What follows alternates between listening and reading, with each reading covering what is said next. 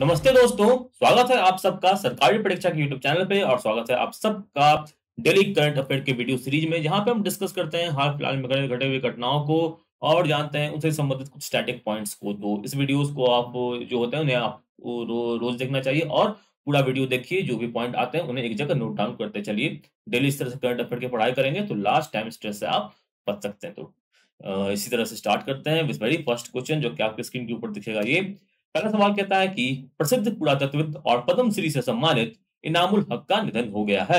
वह निम्न में से किस देश से संबंधित थे? Renowned archaeologist and Padma Shri awardee Inamul Haq has passed away.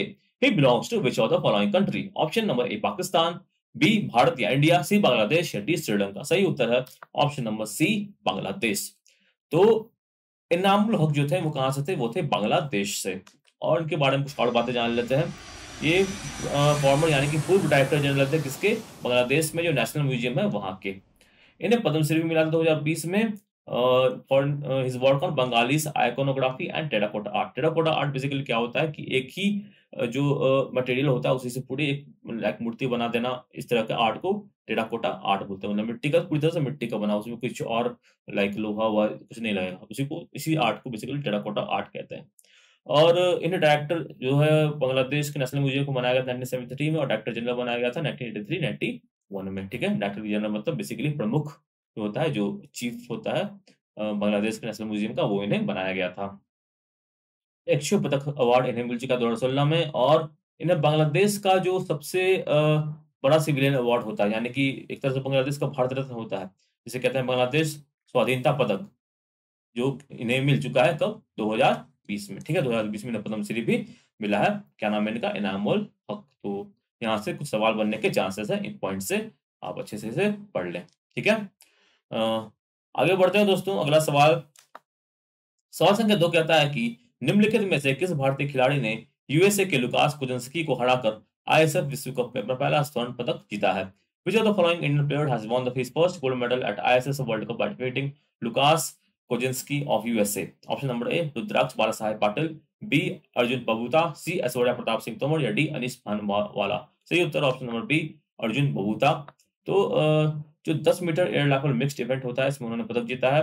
इनकी बात करें तो उनका ये पहला गोल्ड मेडल किसी में इंटरनेशनल शूटिंग स्पोर्ट्स फेडरेशन में, बेसिकली शूटिंग का ये एक तरह से कह सकते हैं वर्ल्ड कप टाइप का है। जैसे क्रिकेट का वर्ल्ड कप होता है, शूटिंग का भी वर्ल्ड कप होता है। अभी हो रहा है साउथ कोरिया में और यहाँ पे इन्होंने जीता है गोल्ड। बहुत ही उम्दा खिलाड़ी अर्जुन बबूता, इनका नाम याद रखें। सवाल ये भी बन सकता है कि अर्जुन बबूता कौन से खेल से संबंध रखते हैं? तो उत्तर क्या होगा? शूटिंग से रखते हैं। तो टोक्यो में जो सिल्वर मेडल जीता था लुकास कोजेंस्की, तो बड़े खिलाड़ी होंगे, सिल्वर मेडल जीतने वाले तो बड़े खिलाड़ी होते हैं। उन्होंने अर्जुन बबूता ने इन्हें हराने का काम किया है और 17 के मार्जिन से हराया है। ठीक है, तो इसके साथ ही उन्होंने क्या किया, एक बहुत 8 लोगों का जो प्रतियोगिता हुई थी उसमें से उन्होंने पहला स्थान हासिल किया।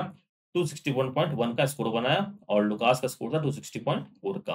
अर्जुन जो है इससे पहले गोल्ड जीत चुके हैं। कहाँ पे? 2016 में जूनियर वर्ल्ड कप में, जो कि हुआ था गवलाला अजबरजान में। ठीक है, तो अर्जुन बबूता से ये 2-3 सवाल बन सकते हैं कि उन्होंने पहला गोल्ड मेडल कब जीता था, पहला जूनियर वर्ल्ड कप का, और इस वर्ष इन्होंने गोल्ड मेडल कब जीता है। तो कहाँ पे जीता है? चंगान में, साउथ कोरिया में। ठीक है, आगे बढ़ेंगे दोस्तों। सवाल संख्या 3 आपके स्क्रीन के ऊपर दिख रहा होगा। ये कहता है कि राष्ट्रीय शिक्षा नीति एनईपी 2020 के हिस्से के रूप में बाल वाटिका योजना शुरू करने वाला भारत का पहला राज्य कौन बन गया है?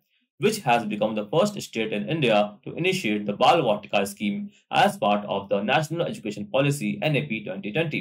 Option number A Uttar Pradesh, B Bihar, C Uttarakhand या डी मध्य प्रदेश। सही उत्तर दोस्तों ऑप्शन नंबर सी उत्तराखंड। तो जो एनईपी है जो 2020 में आया था, इसके तहत कई सारे शिक्षा में रिफॉर्म करने की बात की गई थी। तो इसी तरह से बच्चों को बेसिक शिक्षा देने की बात की गई थी, उनकी स्किल्स को बेहतर करने की बात की गई थी। इसी के जो एनईपी है उसी के तहत जो है वो बाल वाटिका की शुरुआत की है। किसने? उत्तराखंड सरकार ने। और सवाल यहाँ से भी पूछ सकते हैं, कौन सी सरकार है जिसने पहली बार एनईपी को लागू किया? उत्तर क्या होगा? उत्तराखंड। तो यहाँ पे जो बाल वाटिका में है, जो बच्चों को वेदों के साथ पुराण, संस्कृत, इन चीजों का भी ज्ञान देने की बात की गई है। तो बाल वाटिका बेसिकली क्या होता है? ये जो हमारे यहाँ नर्सरी केजी कॉन्सेप्ट होता है वही बाल वाटिका होता है। मतलब प्री से भी पहले, क्लास 1 से पहले का जो स्कूल होता है वही बाल वाटिका हो गया। ठीक है, और बाल वाटिका कहाँ चला जाएगा? ये आंगनबाड़ी केंद्रों में चलाया जाएगा। आंगनबाड़ी केंद्र जो होते हैं वहां पे बाल वाटिका को चलाया जाएगा। इसकी शुरुआत चीफ मिनिस्टर जो होते हैं उत्तराखंड के पुष्कर सिंह धामी, उन्होंने इसकी शुरुआत की है। ठीक है, आगे बढ़ते हैं दोस्तों, अगले सवाल पे बढ़ते हैं। सवाल संख्या 4 कहता है कि निम्नलिखित में से किस दूरबीन की मदद से नासा ने अनदेखी ब्रह्मांड की पहली गहराई गहराई की छवियों का खुलासा किया है? With the help of which of the following telescope NASA has revealed the first depth images of unseen universe? Option number A, Hubble अंतरिक्ष telescope, Hubble space telescope, B, Spitzer space telescope, C, galaxy evolution explorer, या D, James Webb space telescope. सही उत्तर option number D, James Webb space telescope. ठीक है, James Webb space telescope.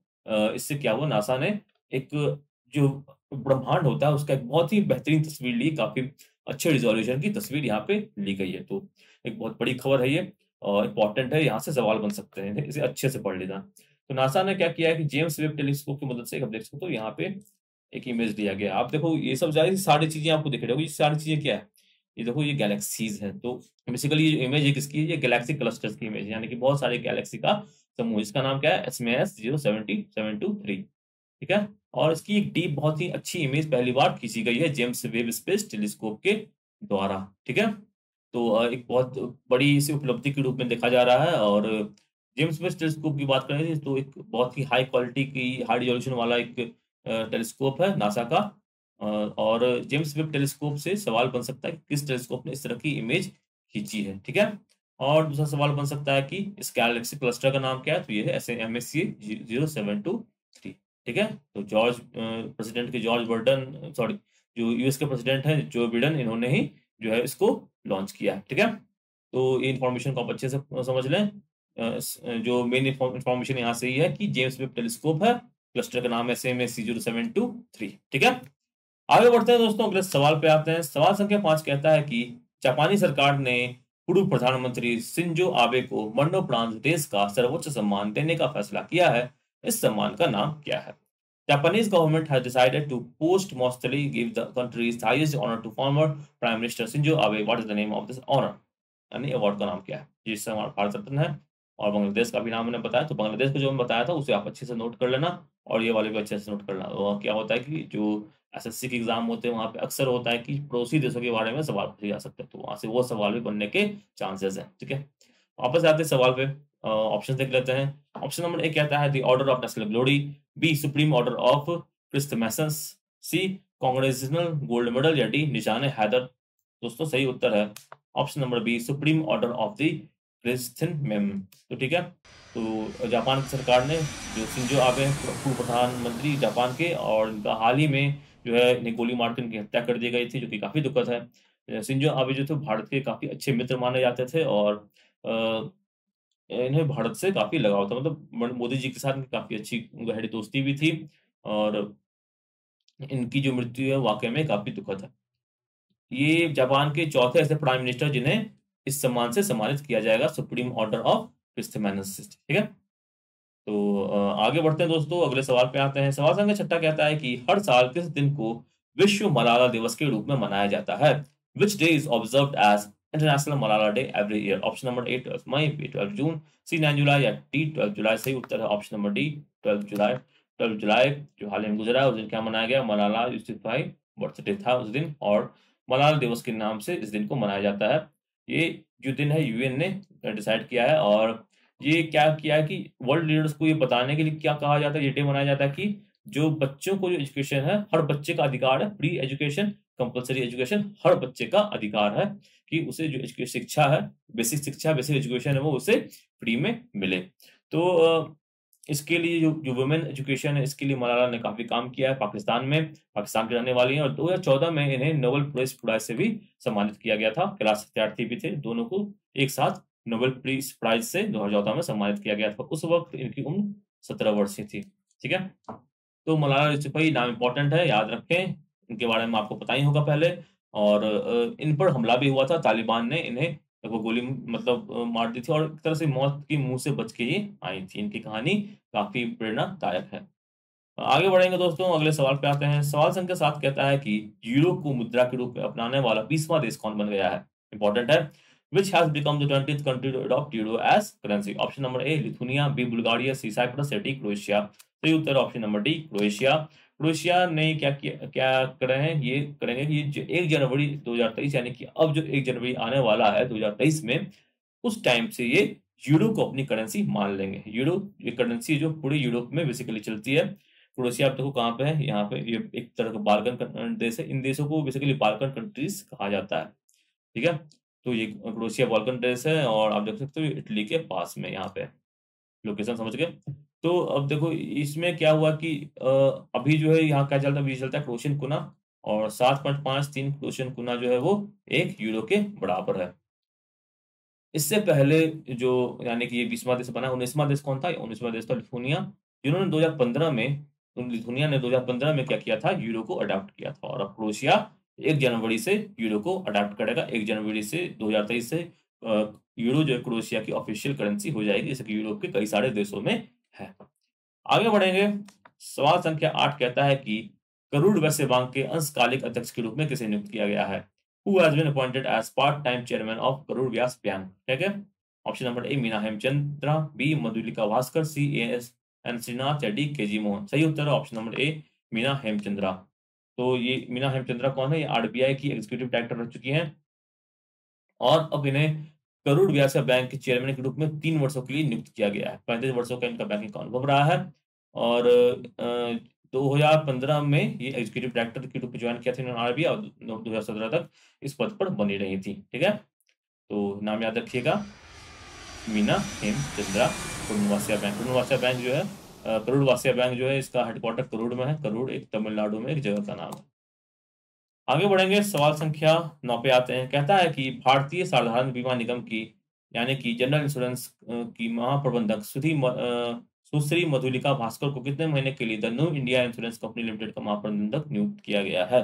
For how many months Mrs. Madhulika Bhaskar, General Manager of the General Insurance Corporation of India, has been appointed as the General Manager of the New India Insurance Company Limited? Option number ए 3 महीने, B 6 महीने, सी 9 महीने, या D 12 महीने। तो option सही उत्तर क्या है दोस्तों? सही उत्तर ऑप्शन नंबर ए 3 महीने। 3 महीने के लिए जो है मधुलिका भास्कर को एक मतलब एडिशनल चार्ज दिया गया है न्यू इंडिया इंश्योरेंस कंपनी का। पहले ये जनरल मैनेजर थी किसकी? जनरल इंश्योरेंस कॉर्पोरेशन की, और अब इन्हें न्यू इंडिया इंश्योरेंस कंपनी का भी पदभार दिया गया है, महाप्रबंधक के रूप में इन्हें नियुक्त किया गया है 3 महीने के लिए।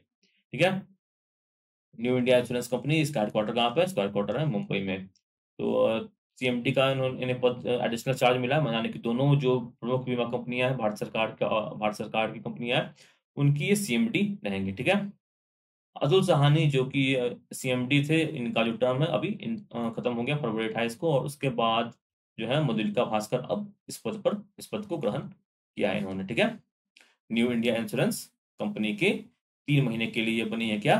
सीएमडी। तो इसे अच्छे से याद कर लें, मधुलिका भास्कर का नाम। आगे बढ़ेंगे, सवाल संख्या 10 पे आते हैं। कहता है कि विश्व आर्थिक मंच द्वारा जारी ग्लोबल गैप इंडेक्स 2022 में भारत का स्थान क्या है? What is the rank of India and global gender gap index released by world economic forum?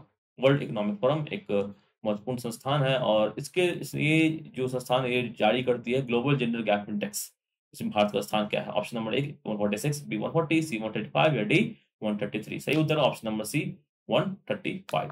ठीक है, तो इंडिया का रैंक 135 था 146 देशों में। तो ये रैंक तो कुछ खास मतलब अच्छा है नहीं। अगर पिछली बार की बात करें तो भारत का रैंक पहले 140 था 156 देशों में। कुल मिला के बात अभी वो लोग वैसा ही है, बहुत ज्यादा बदलाव नहीं हुआ है। तो अभी हाल ही में रिलीज हुआ है वर्ल्ड इकोनॉमिक फोरम का ये रिपोर्ट, और आइसलैंड जो है इसमें पहले स्थान पर है। पिछले वर्ष भी ये पहले स्थान पर था, और इसके बाद फिनलैंड, नॉर्वे, न्यूजीलैंड और स्वीडन का नाम आता है। ये कौन-कौन सी पैरामीटर्स पर जज करते हैं कि यहाँ पे जेंडर जो गैप है वो किस तरह का है? जेंडर गैप बेसिकली क्या हुआ कि जो वहाँ पे भेदभाव होता है पुरुष और महिला के बीच में, और जो कुछ पार्शियलिटी जो होती है वो, या पैट्रियार्कल सोसाइटी से हम कहते हैं, पितृसत्ता वाली कहते हैं, वो बातें हैं। तो ये किस पैरामीटर पर डिपेंड करता है? डिपेंड करता है इकोनॉमिक पार्टिसिपेशन और अपॉर्चुनिटी, मतलब जो पुरुष और महिला है उन्हें समान अधिकार मिल रहा है, समान रूप से उन्हें एक तरह समान रूप से अपनी जो टैलेंट है उसे दिखाने का मौका मिल रहा है, समान रूप से काम करने का अवसर मिल रहा है। तो एक पैरामीटर तो ये हो गया। दूसरा एजुकेशनल अटेंडमेंट, मतलब कि जो एजुकेशन के मामले में जो महिला और पुरुष है दोनों बराबर होने चाहिए। हेल्थ, सर्वाइवल और पॉलिटिकल एम्पावरमेंट के मामले में भी बराबर होना चाहिए। तो इन पैरामीटर्स पर जज किया जाता है global, I mean in parameters पर बनाया जाता है ग्लोबल जेंडर गैप इंडेक्स को। ठीक है, किसके द्वारा बनाया जाता है? वर्ल्ड इकोनॉमिक फोरम के द्वारा। तो ये इंपॉर्टेंट इन्फॉर्मेशन है, किसके द्वारा बनाया जाता है? वर्ल्ड इकोनॉमिक फोरम के द्वारा। भारत की रैंकिंग में 135 थी और इसका नाम क्या है? Global gender gap index. इसे अच्छे से नाम नोट कर लें और यहाँ से सवाल बनने के काफी चांसेस हैं। एक और सवाल बन सकता है, इस लिस्ट में टॉप किसने किया है? टॉप किया है आइसलैंड ने। ठीक है, तो आशा करता हूँ सारे क्वेश्चंस आपको अच्छे से क्लियर हो गए होंगे। उनसे जुड़े हुए जो पॉइंट्स हैं, जो जानने जरूरी हैं, जहां से सवाल बन सकते हैं, वो आपने समझ लिए होंगे। तो दोस्तों ये थे आज के 10 इंपॉर्टेंट सवाल। तो आशा करता हूँ आपने सवाल पढ़ लिए होंगे। उनसे जुड़े हुए जो स्टैटिक पॉइंट्स या अन्य पॉइंट्स होते हैं, उन्हें आपने नोट कर लिया होगा, जो एग्जाम पॉइंट ऑफ व्यू से इंपॉर्टेंट है। तो अगर आपको ये वीडियो अच्छा लगा हो तो जरूर लाइक कीजिए, शेयर कीजिए दोस्तों के साथ, कमेंट कीजिए आप और किस तरह के वीडियो देखना चाहते हैं। सरकारी परीक्षा को सब्सक्राइब कीजिए और बेल आइकन तो जरूर दबाइए। इससे क्या होगा, जो भी इंपॉर्टेंट वीडियोस आएंगी, एग्जाम से रिलेटेड नोटिफिकेशन आएंगे, वो सब आपको तुरंत प्राप्त हो जाएंगे। तो इसी के साथ समाप्त करते हैं सेशन को। Have a nice day. धन्यवाद। जय हिंद।